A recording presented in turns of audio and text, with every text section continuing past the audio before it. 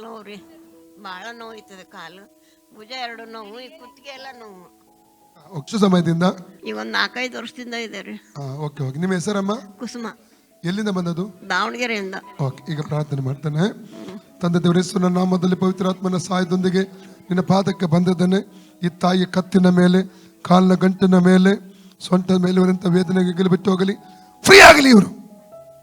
ಅದರಿಂದ ದುರಾತ್ಮವನ್ನು ಯೇಸು ಡಿಸ್ಕನೆಕ್ಟ್ ಮಾಡ್ತಾನೆ, freedom release ಮಾಡ್ತಾನೆ, ಸೌಖ್ಯ ರಿಲೀಸ್ ಮಾಡ್ತಾನೆ ಯೇಸು ನಾಮದಲ್ಲಿ. ಈಗ ನೋಡಿ ಅಮ್ಮ, ಕಡಿಮೆ ಆಯ್ತು.